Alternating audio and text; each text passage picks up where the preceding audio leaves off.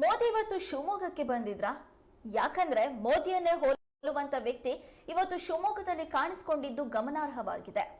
KS Eshwarappa ನಾಮಪತ್ರ ಸಲ್ಲಿಕೆ ಮಾಡಿದ್ದಾರೆ. ನಾಮಪತ್ರ ಸಲ್ಲಿಕೆ ಮಾಡೋದಕ್ಕಿಂತ ಮುಂಚೆ ಬೃಹತ್ ಮೆರವಣಿಗೆಯನ್ನು ಕೂಡ ನಡೆಸಿದ್ರು. ಈ ಮೆರವಣಿಗೆಯಲ್ಲಿ ಎಲ್ಲರ ಗಮನ ಸೆಳೆದಿದ್ದು ಮೋದಿಯ ರೀತಿಯ ಇರುವಂತಹ ಇನ್ನೊಬ್ಬ ವ್ಯಕ್ತಿ. ಹಾಗಾದ್ರೆ ಆ ವ್ಯಕ್ತಿ ಯಾರು ಅನ್ನೋದಕ್ಕೆ ನೀವು ನೋಡ್ತಾ ಇರುವಂತಹ ದೃಶ್ಯದಲ್ಲಿ ಗಮನಿಸಬಹುದು.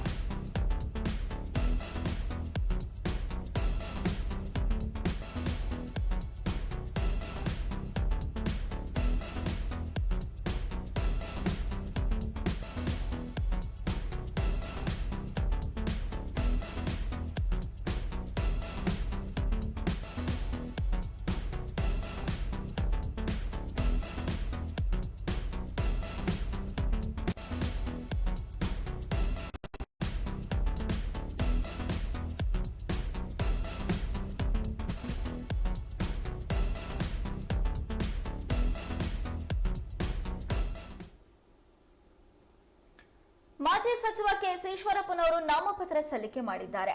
ರಾಮಣ್ಣ ಶ್ರೇಷ್ಠಿ ಪಾರ್ಕ್ನ ಮೂಲಕ ಮೆರವಣಿಗೆ ಆರಂಭಿಸಿ ಗೋಪಿ ಸರ್ಕಲ್ಗೆ ಬಂದು ನಂತರ ಜಿಲ್ಲಾಧಿಕಾರಿ ಕಚೇರಿಗೆ ಬಂದು ನಾಮಪತ್ರ ಸಲ್ಲಿಕೆ ಮಾಡಿದ್ರು.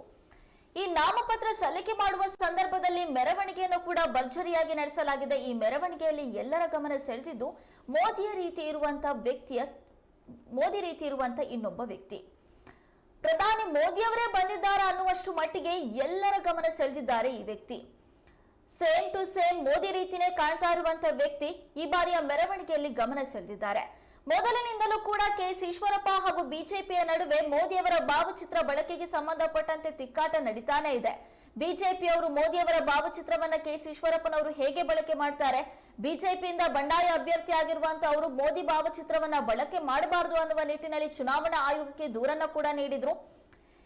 ಇನ್ನು ಇದಕ್ಕೆ ಟಕ್ಕರ್ ಕೊಡೋ ರೀತಿಯಲ್ಲಿ ಕೆಎಸ್ ಈಶ್ವರಪ್ಪನವರು ನ್ಯಾಯಾಲಯಕ್ಕೆ ಕೇವೇಟನ್ನು ಕೂಡ ಸಲ್ಲಿಕೆ ಮಾಡಿದ್ರು. ಆದ್ರೆ ಇವತ್ತು ನಾಮಪತ್ರ ಸಲ್ಲಿಕೆ ಮಾಡುವ ಸಂದರ್ಭದಲ್ಲಿಯೂ ಕೂಡ ಮೋದಿಯವರ ಭಾವಚಿತ್ರವನ್ನ ಬಳಕೆ ಮಾಡಲಾಗಿದೆ. ಪ್ರತಿಯೊಂದು ಧ್ವಜದಲ್ಲಿಯೂ ಕೂಡ ಮೋದಿ ಹಾಗೂ ಈಶ್ವರಪ್ಪನವರ ಭಾವಚಿತ್ರವನ್ನ ನೋಡಬಹುದಾಗಿತ್ತು.